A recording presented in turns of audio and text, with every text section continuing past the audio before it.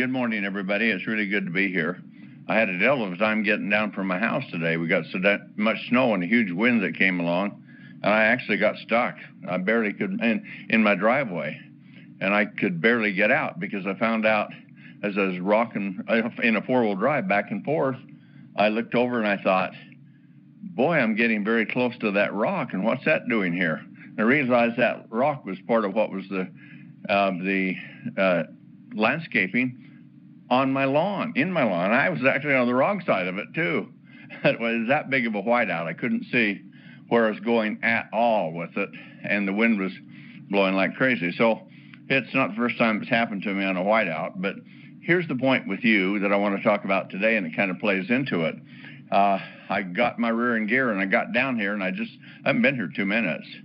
So I had to fly through really bad weather, slick roads, all that kind of stuff to get here. However, all due to a whiteout. You're about to have a whiteout if you don't pay attention on your future, and that's what I want to talk about today. And then you can be like me, you can be stuck somewhere, and maybe you can't get yourself out of it. Now, I know that sounds unusual, but here's the thing I'm going to tell you today is that this is my opinion, but this is based upon not just myself, but a lot of people that are quite significant and knowledgeable in this area, in these fields of endeavor. And it's not just into healthcare, but it's into economics and things like that. So there's some major changes that are coming, and they're going to sneak up on you, and suddenly you're going to be in that whiteout because you won't be prepared for it, and you can't see your way through it. I don't want that to happen to you. So judge this for yourself, and you decide. I'm motivated enough to tell you, but let me qualify it first to start with. I'm not an extremist on things. I don't believe in conspiracy theories, and there are some, of course, but I'm not one that just buys into those kinds of things or anything else. And for me, if you want to convince me on climate change, show me. Just like the big fires down in Australia where Doc Fizz is flying off to pretty quick. He's going down there and say, oh, it's climate change. Well, I just published an article on Facebook, and it showed from over 100 years ago, the biggest fire that ever hit Australia burned then, like 115 or 20 years ago, and it was the highest recorded temperatures in history. So what happened from over 100 years to now? There's not climate change, in my opinion. There's variations, and there's ups and downs, and there always has been. And so we can get off track with some things and spend an awfully lot of our energy and resources in doing something about what nothing needs to be done about. But what you need to do is to do something about what is going to have a profound effect on you and your family for the rest of your life. Now, of course, today's the first day of the rest of your life, so let's vision ahead and see where we're at. Some remarkable things have happened, and technology is growing at a huge rate. Just to give you an idea of how disproportionate this is, in about 1700, the world population was just over 500 million people. And that's from the beginning of time with it. Just as an example, the Chinese empire was built with 50 or 60 million in China. Now there's close to 2 billion. But anyway, the world population was just over 500 million in 1700. It took 200 years, and in 1900, it had doubled to where there was 1.6 billion people here on the earth. Well, that took 200 years to get there. It took from beginning of time to 1700 to get to 500 million. Then it doubled 1/1 billion. And so here you had 1.6 billion in 1900. But then it only took 60 years to double again. And then so in 1960, there were 3.2 billion people here on this earth. And then it only took 40 years again to double again. And in 2000, there were about 6.5 billion people on this earth. Now today it's progressed and gone up, and we're sitting somewhere, and they're having a tough time calculating all of this, But by the index, it looks like we're getting somewhere around 8 billion people on planet Earth. Well, if you consider that back to 1700 to now, for where every person is standing at that time on the ground, you take that and you say, well, gee, that was, say, 500 million people, and now we're 8, so what's that, 16 times more? So you'd have 16 people standing where in the same area that one was in before. That's what's happening. Now, we know things have changed and gotten huge, and we're used to some type of change, but there's different changes coming that's really going to affect you because they anticipate this is going to continue on. There's great discoveries in science, some of which are very positive, and they also can be very negative depending on what we do with them. I'm going to give you a few of those examples because in futurizing, how do you know what you do to prevent what's going to happen if you can't see ahead into the future and have a plan to follow? And that's what we're trying to do here. The most important thing to understand is you have control of you. You're your own person. And you need to buy into it and understand it, do it. You can't convince somebody. There's a saying, if you convince a person against their will, they have a mind that's unconvinced still. And that's really true. So I wanted to present this to you and then let you be the judge of whether you want to do the significant things that need to be done progressively and rapidly.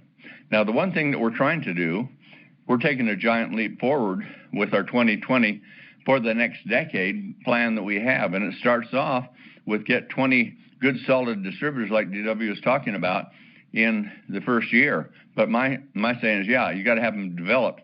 And they have to be good, hardworking distributors that are being leaders. But get 20 of them in 90 days. And because you're going to have attrition, people are going to fall off. You're going to add people to it. So make an effort. If you think it's worth it, if you think your future and that of your loved ones and everything that you hold precious, you want to retain or even make better, I would suggest you use this plan because this is a track for you to run on. And Sizzle has the opportunity to do it. The Sizzle is already out. It's a business opportunity. That's combined with the fantastic, fabulous products we have, and also the compensation plan that's so fair, easy to qualify, rewarding, and the support of the company to back all of this up, and the leadership that's out in the field doing it. That's the combination. That's what our business opportunity is about. So let me give you a little bit of advice on what you're doing. Build the business. Go out and make it happen. Don't try and be a little Tom. And I've had people come and tell me, well, I can't do, I'm so excited, but I can't do anything until I know everything about all the products so I can go out. And I said, you'll never be successful. I always say that to them. And you'll be surprised how often I hear that. I say, you're not going to be successful because you have an incurable disease. And the question is, what do you mean? Well, you've caught analysis paralysis. And so your fixation with the products is going to miss what the whole thing's about because you got this analysis complex, and people are very interested in the benefits, but not so interested in the features. You can have some mild features to support the benefits, but what they want to know is what will do for them. What kind of changes will it make? Well, it's the same thing with the business opportunity. If you were where you are at right now, and you had just a traditional job, you'd be working, let's just say an 8 to 5, and then you get paid every 2 weeks or so, and at the total of the month, you've got your monthly income. Well, that's limited because whatever that is, let's say it was $4,000 a month was your income. That's about $50,000 a year. Now, that's a little over national average and less than in some others, but consider that. So if you do nothing, what's going to happen over the next 20 years or 30 years in your life that you've got there? Well, your income is based upon trading your time for dollars. And so you're still going to have the same amount of time, and there will be a keep up with inflation increase come along with your salary, But where you're sitting 20 or 30 years from now, you won't be any different than where you are today. Except now with the changes coming, I believe you're going to be a lot worse off. So let me tell you what some of those are and why I think you should do this. You've got experts in the industry, and I mean real experts, are saying that the next 10 years is going to be significant, massive. In fact, if you look at where we're at right now and what the total value of everything on earth is, the financial net worth of everything that's here on earth, it will double in the next 10 years. Now, there's a massive world economy and all kinds of wealth, but that's going to double in just 10 years. And so what does that mean? Well, of course, lots of opportunity and things like that. But if you're not ready for it, if you're not doing the right things, it's going to pass you by, or you're just going to float along and not be able to adapt to what needs to be done. So why do you need to adapt? Well, you're adapting because technological changes are coming so much that it's going to change the way we work and what we do and how we get rewarded for what it is. Right now, most of us are working in a business model. It's called the traditional worker or the traditional business. We trade our time for dollars. And so if we want to get more money, you got to put a few more hours in, but that doesn't really build for the future. You need exponential growth if you're going to go from being a traditional worker to where you're very prosperous or wealthy. We have the format for you to do that on. But the traditional business model is such that you have your accountants and you have clerks and salespeople and many people within the administrative positions that are there, and they take a product or make a product and bring it to market and sell it and take the next profit.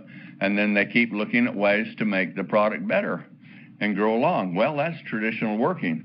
But that's really old time. Well, it's present time, but it's old time thinking, because the economy is going to change in this world because of innovative, creative things that are going to happen. Here's some of the things about it that will give you an idea. First of all, they've developed the first artificial human. I published that, I think, last week.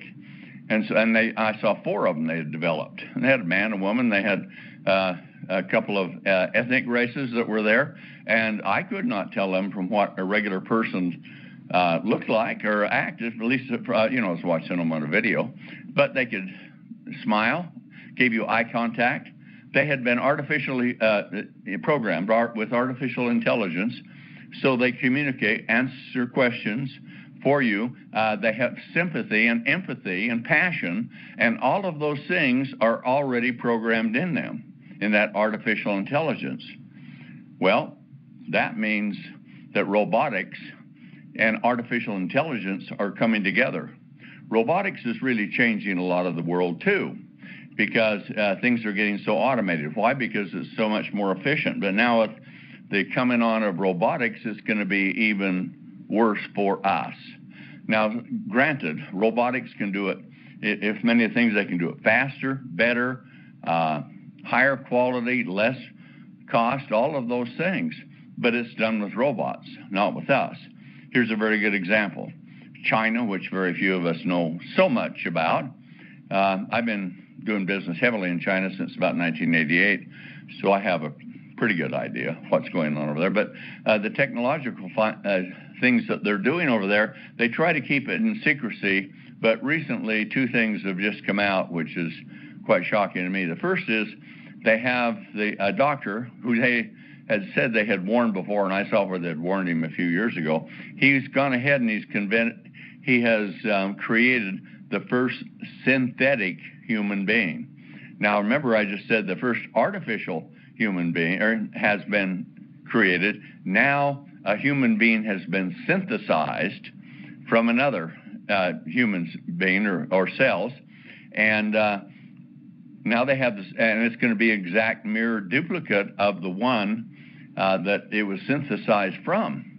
So what's going to happen with that person? And of course, it depends on what your perspective is in life. I certainly believe in God and in cause and effect, and good and bad, and right and wrong, and all of those types of things. And I have an individual consciousness. Well, what they're saying is, well, suddenly here's the same body brain. So whose spirit is going to be in that? Whose consciousness is going to be put into that? That's kind of scary. But it goes a step further, because now with artificial intelligence, they say within this next decade, they're going to be, or within 15 years, next decade and a little beyond, they're going to be able to take your personality, everything that you are, all of your knowledge, understanding, feelings, and everything, and store it in the cloud. And one of the positive things they're trying to make, these specialists in this field were doing is saying, look, if you had some kind of an incurable disease, you could take and put your consciousness into the cloud, and then cryogenically freeze your body, and then when the cure had been found for it, we could bring the body back out, repair it, take your consciousness, put it back into the body. Boy, does that not scare you? I mean, that sounds like science fiction on steroids, and unfortunately, it's reality that's happening right here today. And then they're saying that they think it's in theory that they can move your consciousness, everything that you have, into to where it doesn't have to be in the human body. And artificial intelligence will come on and do many of the things that we can do, and we can actually program ours into artificial intelligence. Well, those are scary things, aren't they? So when you look at all that, and you see that they've developed the first synthetic human being, the first artificial human being, what effect that's going to have? Well, it's already having a big effect. In China, they had 80,000 workers. They're making $5 a day doing things, and that's why a lot of goods are produced in China. Can you imagine working for $5 a day? You wouldn't want to do it for an hour. They do it for a day over there. They had 80,000 workers, and they just replaced them with robots.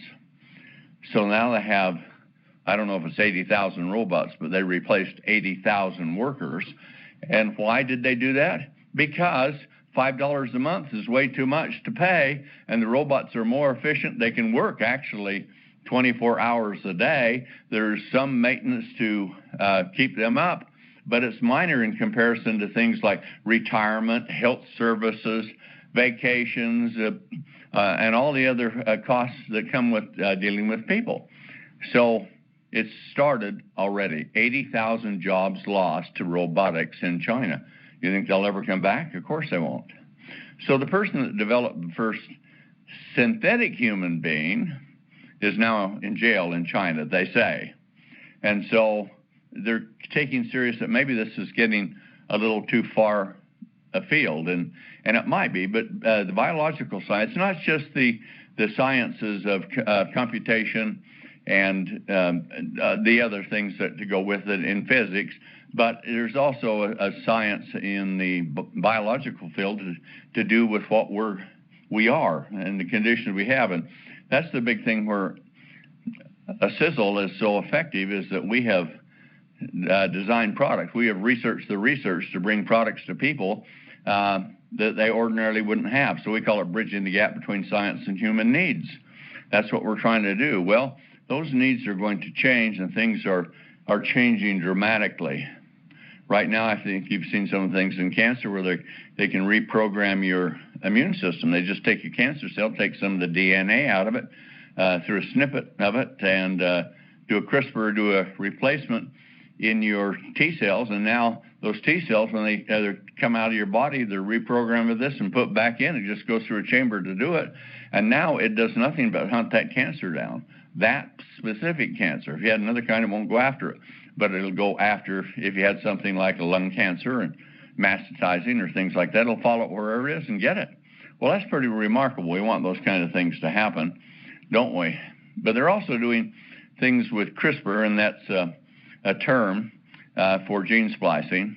And they're doing a lot of things for conditions that people have, and they think many of the genetic conditions, such as muscular dystrophy, serious things like that, cystic fibrosis, etc., can be handled by now inserting CRISPR genes into the stem cells.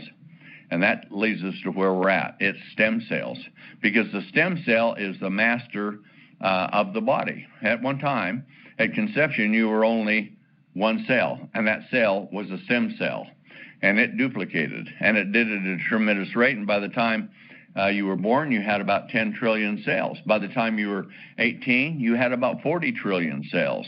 That's quite a duplication rate, isn't it? Of course, 10 billion from one in 9 months. Wow, that's unbelievable. So you get up to the point of 18, and those stem cells are producing new cells, and then there's biological timers and switches that flip on and off and regulate. And so then you're not producing all of those new cells because you've reached your growth potential of where you're at. Now, people are bigger than they ever were before, so if anyone gives you that argument, it's really just because they're eating fatty foods and that we didn't used to have like 20, 30, 40, 50 years ago. And the tremendous increase in fat really spurs the growth rate in your growing years. So we have, if I just look back at my family, my grandfather was taller than his father. My dad was taller than he was. I'm taller than my dad, and 3 of my sons tower over me. So what's happened? Has the genetics changed? No, the environment's changed. We're eating a lot of fatty foods and things like that. So we have a body that follows a certain programming, and the average lifespan on it now is about it was up to the 80s, now it's down into the 70s, and it's fallen for 4 consecutive years.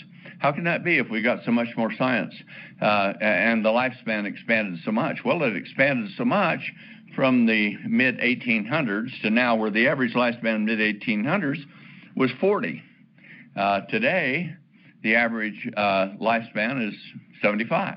So it went to 80, so it doubled. How did that happen? Well, they didn't do much. But what they did is they did cure some diseases, things like typhoid, yellow fever, those kinds of things they have found cures from. And you can get inoculated for them if you believe in inoculation, vaccination. But anyway, they've overcome those. Then the big thing that was so crushing is because of the lack of the technologies and medicines and things and nutrition. Over 50% of all the children didn't live to be 10 years old. So you lost 50% of the children before the age of 10. So that really knocked the average rate down. Then out of every 7 births, the mother and the baby were lost at childbirth. Now, a mother or a baby perishing in childbirth is quite a rare experience with it. So what did that do? It pushed all of the numbers up, so the average lifespan was longer. But was it? Researchers are saying if you go back to 1850 and somebody was 40 years old and you took them and the environment that they were in and let them go, and and they made it through all those years. They made it through childbirth. They made it through the 10 years where half of them are died, and then they've gone through the disease periods that might be immune to it, and they're 40 years old. And you take a 40-year-old today, that 40-year-old in 1850 has about a 10-year longer potential lifespan. So why is that? Well, it's because our food is becoming hollow foods. We're about 75% deficient in many types of nutrients, especially trace minerals, for one. The other thing is we're so heavily polluted with toxins in our environment, contaminants. They're in the air, they're in the water, or they're in the food that we eat, and the biggest source is from personal care products you use. But they all add up, and these things are residual, and a lot of these new molecules have been developed. They're synthetic that are being used, and you can put a shampoo on your hair, and you can put a lotion on your skin, and you have molecules that will go clear through the blood system and deposit in cells throughout the entire part of your body, including the brain. In fact, it's one of the ingredients in toothpaste can cause brain damage because it gets right through to do it. I won't go through the harmful ingredients, but we know what most of those are. So anyway, we are having diseases that were once rare are now common. Cancer used to be quite a rare disease. In fact, the University of Manchester from England went out and they did a very scientific study on mummies where they x-rayed them, examined them. They did 10,000 mummies and they found one that had died of cancer. That was it. And so their opinion, which they stated, and you can find it if you want to see it on the internet, is that cancer is a man-made disease. So if that's the case, then what's the number one rule? Well, prevention beats cure. So avoid those things that you can use. But there's still a lot they're going to get through to you. You see a lot of the things now with the glyphosate, which is really Roundup, if that is the word you know better, and they're advertising because it's shown to be a significant factor in causing cancer. But here's the untold story. Now they're showing that it's a significant factor in autism and ADD. And it's because what it does is of course, it kills weeds. And when it gets into the brain, what it does is it builds big, almost like scar tissue. And it gets inflamed and expands out. And so the connections aren't going through the way that they should. And enough are for, consciousness, some of those types of things, but they're seriously impeded. But with growth, as the brain gets bigger and more gets done, many will come out of Alzheimer's, not Alzheimer's, autism, with that kind of thing. So that's really something to consider when you talk about we can do some things and we think they're good, but the weed killer that makes us grow more vegetables and fruits and things like that, because it gets rid of the weeds, they can cause autism in our children. And they can cause cancers and all other kinds of things, heart disease, all damage the eyes.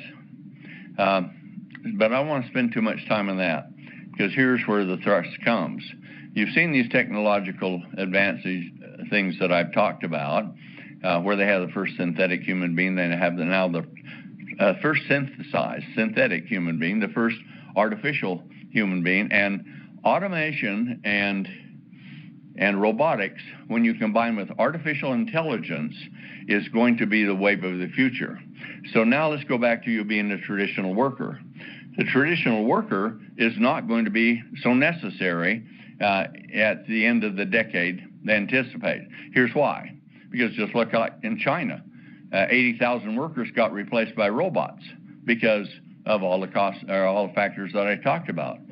So that kind of thing is going to happen in all walks of life. And you see robotics now, if you look at a lot of automobile manufacturers, man, it's masses of assembly lines with running on robotics with just a few people to do that. Well, that's typical in all other kinds of things. But the one thing that's going to happen with robotics is with this artificial intelligence that's being put in, it's going to replace, there's going to be a lot of jobs that are going to be lost. In fact, they'll need very few teachers. They'll almost need no one to be a cashier or even a receptionist and things like that. And many of those types of jobs will be robotic. They'll be gone to robotics and artificial intelligence. And the new move in the economy is going to be in developing automation, robotics, artificial intelligence, and all the new things that it can do. And so this science has gone from traditional workers or traditional working to innovative, creative workers. Now that has quite a profound effect too, because a lot of you have gone to school, got your education, paid for it, practiced in the field you're doing. Many of your children or grandchildren are going to a university, and what they're doing is they're getting their degree, and they're coming out now because of the way the government, when it allowed student loans to be guaranteed, it became a feeding frenzy for these universities, and their tuition rate went up 2 and 3 times as much a year as inflation was going, because they were just gouging and feeding off the students. And so if they got a lot of students in, then they generate a lot of revenue for the university. So they had big humanities departments and things like that, and you found even today, most of the people that graduate from university don't go into the field they have a degree in, because they walk out and they find, hey, the jobs are there, but the workforce is massive in comparison. So that's going to be the same kind of effect that we're going to have with these changes in artificial intelligence, robotics, and of course automation that comes with it. So as that happens, then we're going to move into some new spheres. And so the products that we're going to be producing really is going to be more service-oriented things, things to make our life better. I mean, self-driving cars, you know it's coming with it.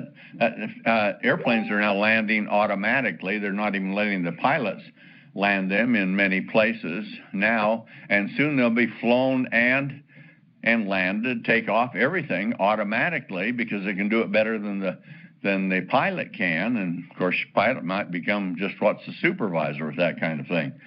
So when you look at that, and you look at accounting and clerks and cashiers and even people serving that are waiters or waitresses and that type of thing can all be replaced with this.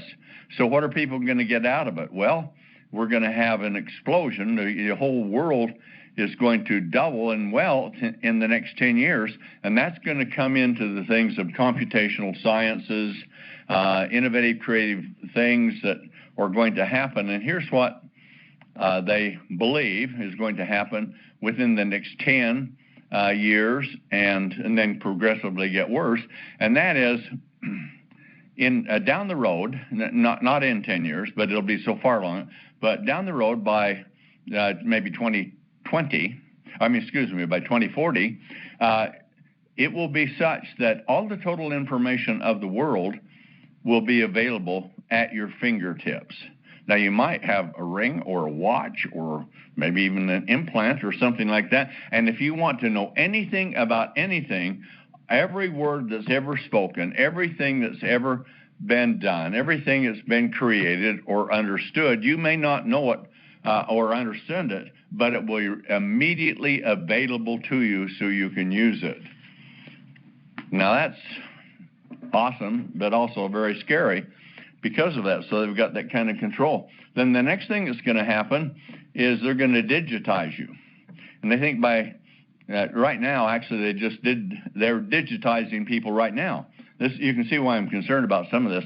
This digitizing, they took 1,200, they're wealthy people that were willing to do it, and they digitized their body with as many types of probes and implants and things they could put within the body to monitor what it is. And they found of these 1,200 people, 40% of them had a very serious disease or affliction they didn't even know about, that this digitizing found and did it. So it's going to get much more sophisticated, and it's going to all go through a worldwide net. That is going to change a lot. You have computers, and they're fast and things like this, but if you took 100 of the biggest computers in the world and you put them in a series where the total combined energy activity of them could be calculated, it would not equal the amount that's going on in your brain. So what does that tell you? There's different types of communication. It may be way more than just electricity, and of course they found that out now in what's called quantum physics. And if you want to know something about quantum physics, quantum calculations in physics, it's a mind cramp to really do that. But I've wanted to do it and to learn about it for a long time, so I've studied enough. But then the things that, because I couldn't quite understand how the quantum factors could make such a big change. Now I do understand it, and if you think of it like this, everything is connected. And if you follow the model from your brain, they used to think the brain, everything went just through electrical impulses. Now they know that every single cell in the human body is connected to every other single cell in the human body, and there are 3 different systems all interconnecting with every single cell in the body, so that your brain is knowing everything. It's just we haven't been able to retrieve all that's there, but you have these 3 systems, and every cell is connected. So if something happens to your toe, your ear knows it. That's an example. And so as a consequence, this science of digitizing you is going to make it so that they can find out what's the matter, and then it can be taken care of with doctors, maybe some kind. Mostly they think doctors are going to, and the medical profession is going to take serious hit because it's going to be done by robotics. It's more accurate, and it can do things that doctors won't have the skill to do, even operating it. They don't do as well with it. So there will be a big damage in the economy due to the medical practice. You won't need people that are nurses and orderlies. They'll be robots. So robotics with artificial intelligence linked into a quantum computer. Now here's where the quantum computer comes in, which they've just done. And they say all of this can be done because quantum means that everything is connected all the time. And when it's known, everything that's in the system knows it. Now, to me, it's given me a different perspective on God, because if you read in the scriptures, it says not even a sparrow falls that God is not aware of. And so many things go on earth. How could God be aware of all? Now, when you understand quantum physics, you take a look at this and you realize everything can be connected. So you could be on the other end of the universe, and in theory, right now, and there's a lot of thought going to that, and be on the other end of the universe, and what happens here is immediately realized there, because it doesn't have to go through the synapses and the connection, all those things. Everything has its own way that it's just in time. It's immediate, and it's immediate to everywhere. Now, those are overwhelming things to do, but the science is there now. They're doing it, and you can see what it is. They've scanned 1,200 people, and they've digitized 1,200 people. It's going to get much more than that. But then what's going to happen with a lot of the other professions? Truck drivers are going to be non-existent. All those trucks will be made by robots, driven by robots, or self-driving. They can park, they can unload, they can do all of those kinds of things, and they don't need you. So I'm telling you these things because you need to understand that things are going to change so dramatically. Unless you prepare for it now, you're going to really be hurt later. The other thing is your kids are going to university. They're paying a lot of money. They'll graduate. They'll come out with this massive debt load, and they'll find out their jobs are degrading away. Evolutionary changes is taking that job market away from them. So they've spent all that time, have that huge debt load, which may take 20 or 30 years to pay off, and the education that they have is not worth it, not worth the paper it's written on, because it's in the wrong area. So we're training people at universities and in other places to do traditional business, where that whole thing is going to shift, and that means you need to reprogram yourself and get the learning and the skills, or get our educational systems to change, to adapt with it. It is happening so fast that it's shocking. I look at many things that I'm doing here in biochemistry, and I was talking to and I had some up to my house, some of the leading researchers in the world in this, and they were up for a few days and had a little conference with it, and they give a presentation, and their prediction was, not just them, there are about, I think, 4,000 or 5,000 scientists that are. They say that immortality will be achieved in about 2035.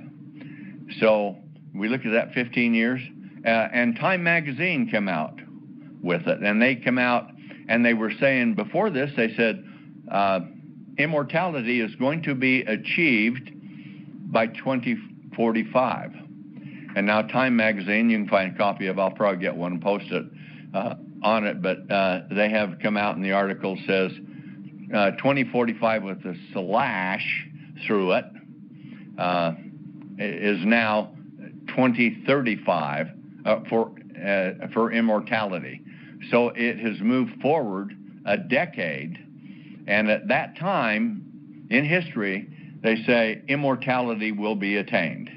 Now, does that mean everybody on earth will be immortal? Well, probably not, but nonetheless, there are the possibilities are there to do things, and we're learning so much more for what's out there.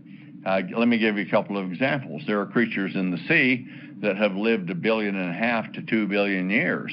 The same individual that was created or hatched or however they came. There's one example is a little jellyfish they're looking at, and they think it's 1.5 billion to 2 billion years. It's there. The only way that it ever dies is if it gets injured or eaten. with that. If not, it lives on. It's immortal with it. Now, you consider that kind of thing, and there are numbers of other organisms in the sea, protected, so to speak, in that harsh environment that have lived for 1 billion, 500 million, 2 billion years, and they will go on. Cancer cells are immortal. They duplicate and repair themselves so that, and cancer cells are stem cells, and so when cancer cells mutate, they break the DNA, and they're trying to repair it all the time. And so all the mechanisms that you have that are really running in your body as you're growing to produce all of these new stem cells are on full blast. And it repairs itself. It gets rid of glycation. It dumps the lipofuscin. And they have cancer cells. That's the cellular buildup and the plaque within the cells. Those things inhibit so bad that we're dying at middle age, not old age. But anyway, that system in cancer cells is just corrected. It just goes on and on. Cancer cells have achieved immortality until they kill you, but they've lost their ability to control their growth, so they randomly do it and push out organs and destroy, replace, and all of those types of things. So that's the idea behind it. So if you take and understand that, and then some of the new discoveries we've made in our products have come out of that type of cancer research, because they realize that the stem cell is the most important part of the body, and if you can maintain a stem cell, you literally can be, in theory, in immortality. And so what we're doing is putting together a series of things to take you down the road to immortality, put you on it, help you to get flying on it. And technologies have changed so much. But the point of all of this is, when you think about it, the average age is about 75 now. They've mapped the human genome. It used to cost millions of dollars to map it. Now they can do it for $1,000. Your own genome, if you want to pay to have it done. But they found out the human genome is designed for us to live to be 150 years. At that rate, we have exhausted all of the duplication and the things that can be done. But now with the breakthroughs in science, if we understand that which is deteriorating, we can stop. That which has stopped, we can restart. And if we can put it back to where the biological factors within the stem cells that are either dormant or are becoming dim and dormant can be revitalized, supported through precursors with the natural systems to make them do not to make them, to support them in doing what they're there to do. And so stem cells now can self-repair themselves like they've always been able to do, but it takes the right types of nutrients to do that. And so when you do that, you come out with something that's really quite amazing with it. So stem cells can go on and on, but they have a timer on them, on the tips of chromosomes. It's called telomeres, and every time you create a new cell, you have to give up telomere units so that you can weave the duplicate cell out of it. So as telomeres go down, duplication rate slows down. So what do? Well, we've found the thing to support long telomeres. And the thing that you're going to see is, and that's out, TSX right now, the age fill for the other. And then the hydrogen, which is all life on Earth is dependent on hydrogen, comes from the sun. Well, it's in every cell of your body, and it is the energy that is created that is turned into electrical energy that runs your body. And it comes through stem cells. It comes through, and it's in every cell too, hydrogen. But hydrogen goes down because food content is less with it. We have a lot of decay, and we don't have a good source of hydrogen coming in. Our digestive systems, which normally produce some hydrogen out of the food that we eat, even though we get some even in air that we breathe. But nonetheless, with that, hydrogen levels diminish. But now hydrogen, within 2 or 3 years, it is overwhelming. It's like, people say it's a miracle molecule, and I said, no, it's not a miracle molecule. It's a mighty molecule that can do seemingly impossible things. That's what hydrogen is, and it's just growing. And so as you look at what's happening with stem cells, and if you can keep telomeres long, if you can help give stem cells what it needs so that it can clean up plaque, glycation, and if you can give it the nutrients, the precursors for the system that breaks down the accumulated cellular garbage that is inhibiting functions in the cells, called lipofuscin, and drain it, stem cells then have the ability to regenerate themselves, and they can be down like, there's a thing called homeostasis, and what that means is that's optimal operating efficiency. Well, it's like a light bulb on a rheostat. You can turn it down to where it's just dim, then you can twist it up and it comes up and it's just bright. Stem cells can function that very same way with what we're doing. And so with that, we've got the telomeres, we've got the glycation, the lipofuscin, and the other thing is it's predicated on a molecule which they call the immortality molecule, and it's NAD+. The plus is the symbol for the electron from hydrogen. So that's what NAD, it's not just NAD, it's NAD+.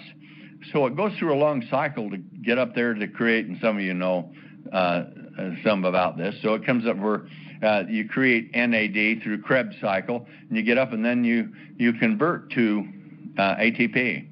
And the ATP conversion, the hydrogen is handed off, and now NAD+ becomes NAD, and it deteriorates to go away. But we think, in our theory, this is what we're hypothesizing, and our products haven't been proven to do it, but individual ingredients have been shown to do things like this. But when you put them together in a formula, you can't make the claim. So that gives you some idea. FDA regulates that. Says, well, maybe something's neutralized because of what you do, and I'm sure it's just to protect big pharma. But nonetheless, and quackery, which is that with people. But now, in theory, what scientists, myself, believe the possibility can be is when the NAD passes off the hydrogen, if you've got hydrogen in your system, it will take up that hydrogen electron and it'll become NAD+ again and recycle. That's huge for doing that. So NAD is hard to produce. We've got 5 different ways within our product to produce NAD, including NAD itself, which will be there in the next batches that we do in the future. So we're going to do all of this to maximize the NAD, but now it's maximized, it's there. How about recycling it, recharging it, sending it back again with the incredible power? And then it goes to ATP, and ATP releases through a couple of reactions, releases the hydrogen. It's called biological hydrogen, and that is converted to electrical energy, and that's what your cells run on. That's what your brain, everything is interconnected, runs on electricity, and so that's the ultimate goal of it. So hydrogen that comes from the sun comes all the way down through food and our food chain and through our bodies and comes out there, and then the last step is it, just like it makes the sun shine, it makes us shine as the electricity comes and the whole stem cell comes up into homeostasis. And so optimal performance. Those are the things that we're trying to do. We have those. And so we have another new discovery coming out that is, this is one of these shock your gourd off discoveries, I call them. And there's a new product we're going to bring out here, and it will be out about the first of the month. And this thing, if you take a look at it, let me just give you a couple of things in perspective. If you take a look at it, and there's one of the most prestigious university, I think, research institute in the world, says NAD is the miracle molecule. And there's, I believe there's 7 Nobel laureates that are endorsing that. Then there's a group of 3 people that got Nobel Prize for determining what telomeres were so they could be worked with. And so they're saying that's the immortality pill. Well, which is? Well, one with another, 1 and 1 is 2, but maybe 1 and 1 can be 20 with that kind of thing. Then if you take something in like hydrogen, then what do you do? It's like putting it on steroids with it. But here's the unknown factor that you don't know, and what we're going to do is we are going to support the system, because as your cells get older, your stem cells, they're replacing cells that are the regular cells in your body that wear out, and so that's why stem cells have to keep doing it. And so over a period of time, they go in decline. When you're 40 years old, if any of you are 40-year-olds out there, you're about 60% dormant with stem cells. But they're not dormant. They're sitting there oozing toxins, trying to attract the immune system to come in and create a system called apoptosis, which is cell suicide, to just to deplete itself and break down into just waste, which can be cleaned up. So what we're doing is we're looking at that, and science has been found, and this is by one of the leading research centers in the world, very famous one also, and they have found an ingredient that can do it, and they're calling it the immortality pill. So now you have 3 immortality pills. You have NAD, you have telomeres, and now you have the new one, which is called senolytics. Now that's the category that's in. So you have 3 types of the immortality pill. Well, they're working differently, and so you need different sources with them to do it. We've got the others. We're working on the formula to come out this within weeks with this that we will bring out. And what our goal is let's say you're sitting there at 40 years old. Most of your stem cells are dormant, and the 40% that are active are in varying degrees of decay and degeneration. So if you come in with the H pill and you can take that 40% that's still going, and you can go in just like a cancer cell does, where it regenerates, repairs, and does all that because they have everything going. If you provide what they're called as precursors, they're essential nutrients that the systems that are there can use, then you can take that 40% that's declining, and we believe, close in theory, we hypothesize, but that's off the research of top scientists around the world, that in theory, you can take that 40%, put their biological indicators and activity back very close to when you were 20 again. That's pretty hot, isn't it? So then if you look at the 60%, they create the most health damage with those toxins they're emitting. They cause most of the major diseases that we have. And so if you can create senolytics that will put precursors in that will get rid of those cells and they can be replaced, okay, so you don't have the toxins there, so you're better off. You got 40% working like you're in 20s, but it would take a process to do it because you have 220 different types of stem cells within your body. So if you come in and you want to start removing the dormant ones, or support to the body, that's how we have to say it because we can't make a drug claim. So it comes in, supports the body's apoptotic systems that it has, and we know a lot about it. In fact, what we know about it is about the last 2 years or 1 year on it, and very few people know about it, but I've been studying this intensely. So they find now this apoptosis can be infected or is affected by certain types of chemical compounds which are found in food. And so now they know what they are. They've been able to analyze them. I've been able to look at a lot of this. And one of them I discovered over 20 years ago, about 25 years ago. And it is so enormously powerful. In fact, the FDA has banned it. And they banned it because it's it creates apoptosis in cancer cells. And so it's so safe. But I picked up on it in science, this is long before internet, 20-some years ago, and brought it out because I found where this compound supported the body system for apoptosis for cancer cells. And I brought it out and sold it, but I couldn't say it did that. So as a consequence, we put it out and we told people, here's some studies, look at these studies, make your own decision, and it sort of plodded along. But now with the breaks in technology, we can do a lot of new things with this. And that's where we're coming in now with apoptotic support, senolytic support ingredients that can go through.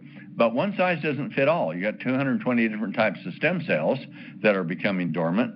And so when you look at senolytics, and you'll see a few products coming out, but they'll be weak in the amount of ingredient they use because it costs a lot of money, and they'll use one generally, and then at a low dose with it.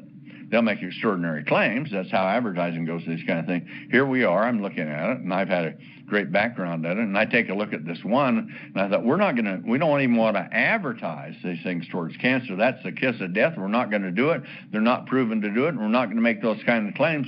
But what we are is going to say, in theory, it supports apoptosis in senescent cells that are there. The mechanism is to do that, to bring it to bring apoptosis to homeostasis, so to speak, to the optimal position that it's in. I hope I don't get too technical with you on this, but the idea behind it is if we can do that, then it literally, as the stem cells that are dormant, they're senescent. When they're in decline, it's in senescence. When they stop working and become dormant and dangerous, they're senescent. If those are removed, they sit in a polyp. And that polyp, when it's gone, its mission is, if they have the right nutrients, to produce a new stem cell. So it's almost like a Lazarus theory on top of this.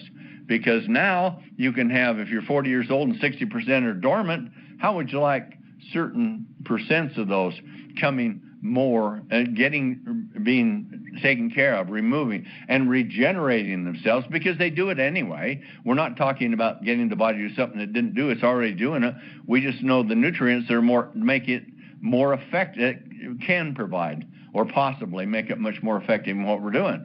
So we've done all that. So I took a look at this one where the FDA is so afraid, big pharma is afraid of it, is what it is with this kind of thing. And we're not going to go after that. And I can get it and I can use it in skincare, but they won't allow it to be used in dietary supplement. But like to say, there's more than one way to do things. And so what I've done is I've got some researchers in this field, and we found what the active ingredient is in that compound that is so extremely powerful, and we have extracted that.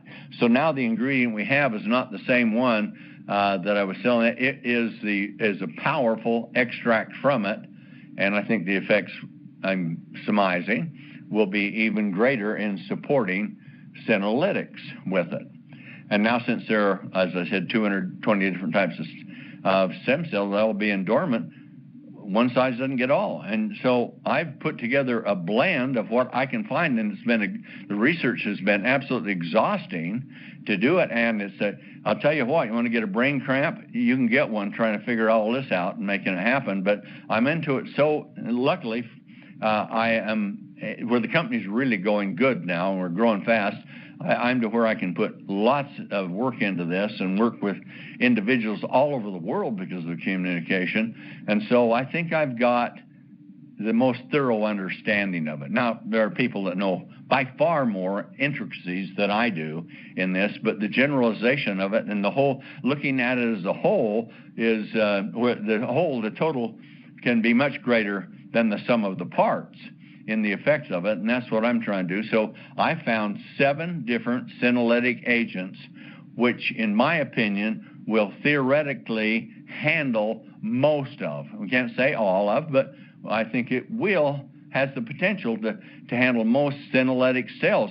So how about that 60% now, you 40 years old? How would you like those to be replenished, just like a big field of flowers, and as the season goes on, they start losing their petals and they lose their color and everything else, and suddenly, shazam, it's back and full of colors. You get all the new ones that are there, and you got a beautiful field of flowers again. Well, that's just a practical way of looking at it, but that is the idea we're talking about. So that 60%, now if you're 50, guess what? It's probably 70%. Say with it. And 60, 80%. When you get down, when you get down to around in your 70s or 80s, it actually drops off even faster where you're down to 2 to 5% with it. But the reality of it is we know how those systems work.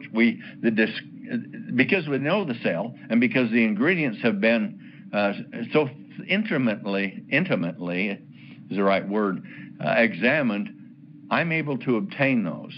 We can put them all together, and we can put them in the maximum dosages that the studies show that got the maximum effect. And then I'm fortifying them with some other things to make them even more powerful, to put them on like on steroids with it.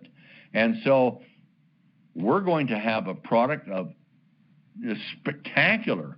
And so I said the age field is the single greatest discovery in the human health.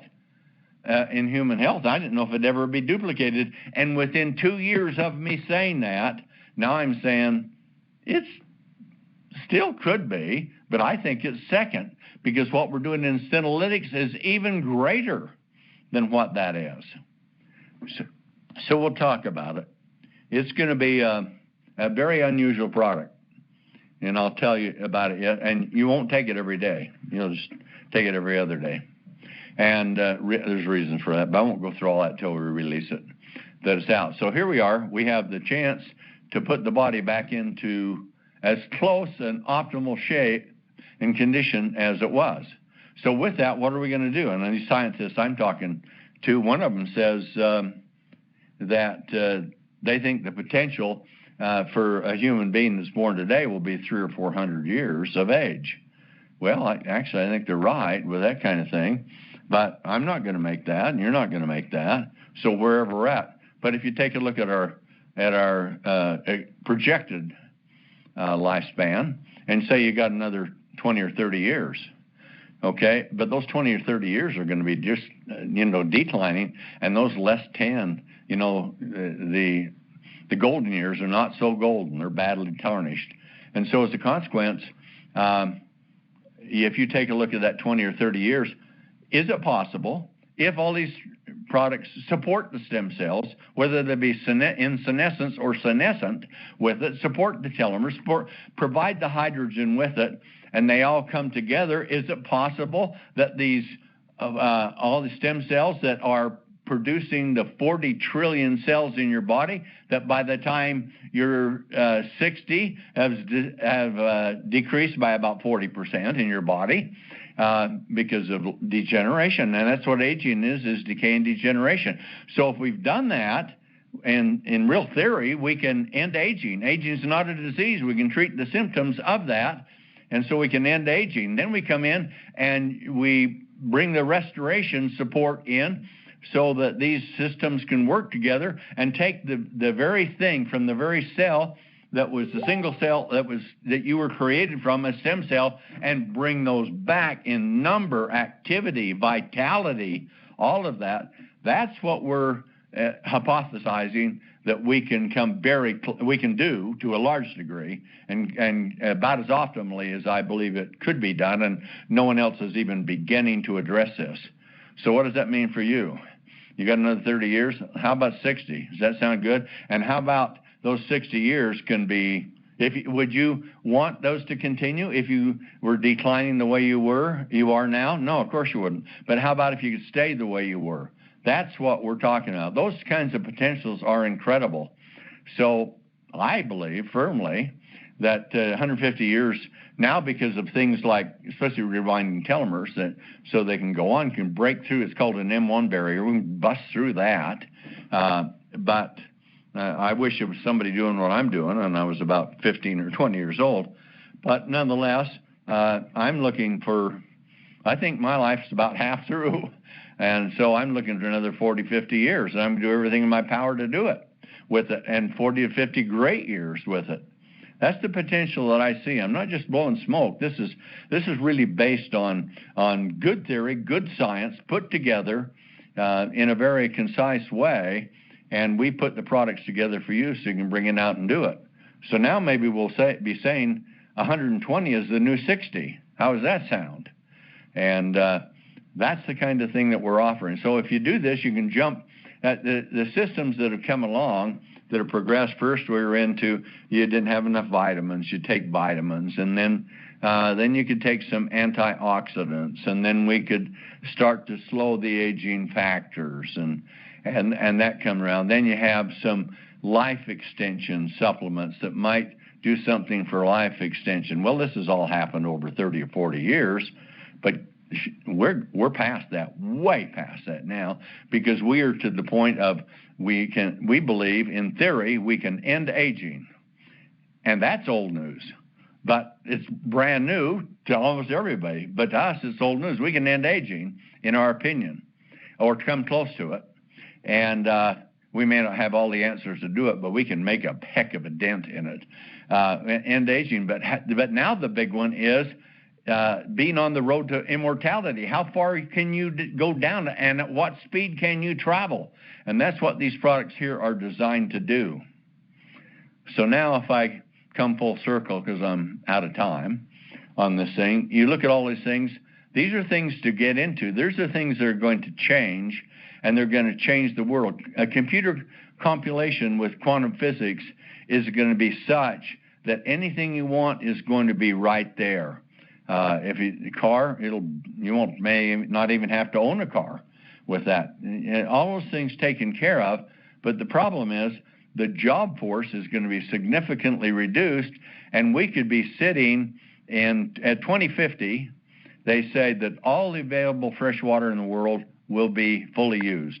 So there won't be any more because of it. The Cancer Society says every person born on Earth by 2050 will get cancer within their lifetime.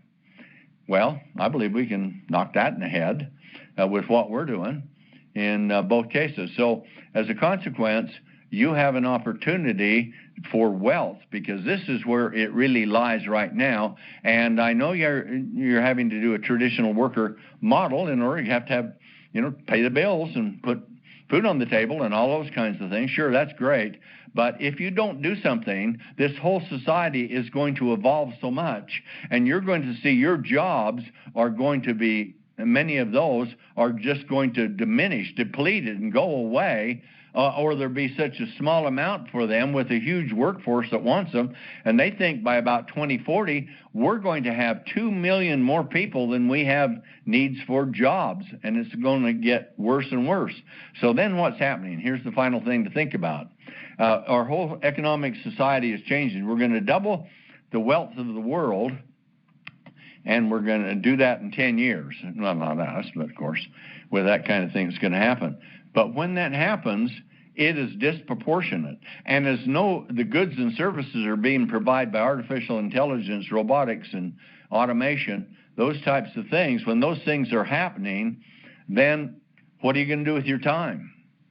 And for those of you who are working, your wages, in theory, this is what the longevity scientists are saying now, wages should go down.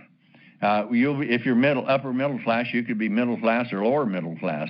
And what we're going to do is the whole economic situation is going to degenerate from where we're at into lower middle class, because jobs will not pay the same, because there's a surplus of workers and there's an abundance of robotics and automation that's out there. And the intellectual power of quantum physics and computation will make all of that possible. So you'll be there even wondering what to do with, many of you, what to do with your life. The others, you'll be watching economy and things continue to diminish. But what's happening with all this massive amount of wealth?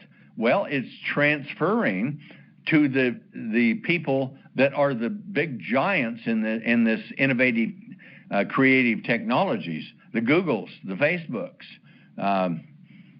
Twitter, and all of these types of technologies, Microsoft, all of that, they are becoming super wealthy. But they're becoming medieval, because in the medieval times, the kings and a few of like the dukes and earls and things like that at the top had the massive amount of the wealth, and the general population, there was very little middle class, and everyone else was was lower middle class, or they were just in poverty. And that is exactly what is happening right now to our economy. And if you take a look at CEO compensation in 1950, it was for a CEO's average salary was equal to the total salary of 20 employees. Now it's evolved so much, I won't go through the stages of which it is, but now it's about 340 times more. So one CEO earns the combined salary of 340 some average salaries for it, and they think within the next 10 to 15 years, it's going to go to over 500. So this massive amount of wealth is being created for someone else, people at the top, and we are going to be the ones that it's coming from that'll be there. They'll have to do some things to support us. So what will that mean to you that got jobs and working? That means they're going to take more taxes and things out of your salary to pay for all these services for people who can't work because there's nothing for them to do with this kind of thing. So now, not only salary is going to be down, your debt load is going to be huge to take care of this thing. So what's the answer? And here's the conclusion. Sorry it took so long, but here's the answer. You have to work your rear off for the next 10 years, and there's a way to do it. You don't have to go back to school and get re-educated. You don't have to get retrained. You should if you're moving in this. But what you should do is you should stop training. You should have a plan. You take a set amount of your time and you go out and build this business like crazy because you have 10 years to get this thing done, and we're doing it with the hottest thing there. We're talking about potential immortality, regeneration of youth, ending aging, and it's done incrementally in traditional business. With us, it's done exponentially in multiplication business, and that's the way that it is. So for those of you that will do it at first, you won't make so much. But if you go out and get 20 in 90 days and you work on maintaining that 20 there, we think by the time, if it goes the normal way it should go, by the time a year's up, you might have $15,000 a month income. Hey, that ain't hay. But then the next year, where are you going to go from there? And where you go from there? There will be people that would be doing that kind of thing because we have the plan set up. We're debt-free. We manufacture our own products, so we have the lowest cost of manufacturing. And I'm pouring the profit the company would take in or give. We have no shareholders or anything. I'm pouring it back to you in commissions, and I'm pouring it back in giving you products that are unequaled in the history of this world. There is nothing like them, and they're only getting better. And now here's my final thing. This thing's going to rage. This road to immortality of these 4 products, we're doing beautiful brochures and videos and systems to show it to you. And it's magnificent what we're putting together. And you show it to people and demonstrate it. It will make signing up people to become distributors, selling the products, I think, so much easier and give you a degree of professionality that's never been seen. That's going to happen. But then I'm only going to give you about 3 or 4 months, and then I'm going to unleash in a different field a product that is so stunning. And if you want to see a taste of what it is with some actual photos, go to my profile page on MeWe.com. And I'm not putting on my regular profile page because I don't want FDA issues on this thing with what I'm doing. But I have catch this. How would you like to build a business if every person you talked to that had skin that was aging or aged or crepe or wrinkles or sagging or thin or that could be regenerated, and you can see significant changes happening in 14 days and 30 days, and it gets better and better and better. And we can, because I have found the compounds, and when very complex, like we've got transfusion and rapid repair, they'll be used in concert with it. But I'm bringing out a new product, and it does 2 things. There is an age switch, and when you get enough damage to the skin from environmental attack, it clicks on the age switch and your skin starts folding and wrinkling to protect itself. I have found the compound that can turn off the age switch. Now, if I turn it off, now I found and this is support. I have to say support turning on the off the age switch. Okay, so then I have another compound with it that can support. And that's the term we have to use for FDA because you can't make an absolute or it's a drug claim. But anyway, can support turning on the youth gene. So if we can support turning off the aging gene, we can support turning on the youth gene, and then we have the other things to go with it to make the biological systems work, you're going to see skin change so fast, so incredible, and literally, if you will do this and follow our program, this is my opinion, of course, I believe it will be utterly impossible for anyone using it not to have much younger, or in many cases, absolutely young skin for the rest of their life. That's coming out, but it'll be a little while. We're going to roll this next one with Senolytics out, and then we got our new Get 20 in 2020. Okay, do that. Put yourself in the income. If you do this, you have the track to run on, because when it comes in 10 years and this whole thing changes, if you are going to try and do something, it's going to be very hard for you to do it. But if you have amassed the wealth and got the things that is possible now and for that period of time, you can take care of your family, your loved ones. You can live in prosperity. But the thing to do is to do it now. If you wait till then, it will reach the point of where the possibilities of it are perhaps insignificant for most of us. But right now they're wide open because of what we have here at Sizzle. So that's my message for today. There was sort of a doom and a gloom, but that's reality in fact. And out of that, something could be a stumbling block or a stepping stone. We're making stepping stones out of it and helping you to leap over them, because the success out of this next 10 years, you need to work with a fury. If you go, oh, I'm going to try and do it, you need to get in this thing and commit like you've never committed, because you got 10 years, or your life has the potential of adversely changing quite bad, not because of anything that you've done, but because of society is changing, the economic models are changing, the traditional worker is obsolete, and it will be a whole new generation, and there we'll sit. So that's what we're offering. Sorry I went so long. You can see I'm impassioned with this. I believe in it. There's nothing like it. I'm doing everything in my power to make it happen for you. And if I wanted to waste more time, I can tell you some of the things I'm going to do to existing products. You'll say, wow, they're like revolutionary discoveries. We're just going on and on and on. But right now, this with the immortality products and Get 20 in 2020 with this kind of thing, and take old skin and make it young, absolutely without reservation, or young looking. That's how we have to say it. What company is like this? Who could do it? There's only one. It's Sizzle. You're in it.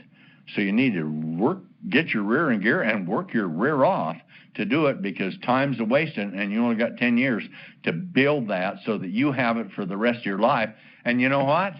If you're going to be living to 150 years old, or potential, or your kids are, you dang well better do this, because it costs a lot of money to get there and to live it. And you can have, and why live it on lower middle class when you can be upper middle class or better, because of the potential we have. So I'll turn the time back over to you. I keep going on and on, but I am so committed to this. I'm so committed to you. My life is dedicated to it. It's not for personal gain. It's for helping you. So I want to wish you all that, and hope. I'm not just saying, oh, you go out there and try it. Get going. Time is a wasting. Get your rear in gear. Back to you, DW. Tom Mower, absolutely awesome, and the energy, the passion, and where we're headed. We're in the right place, everybody, at the right time.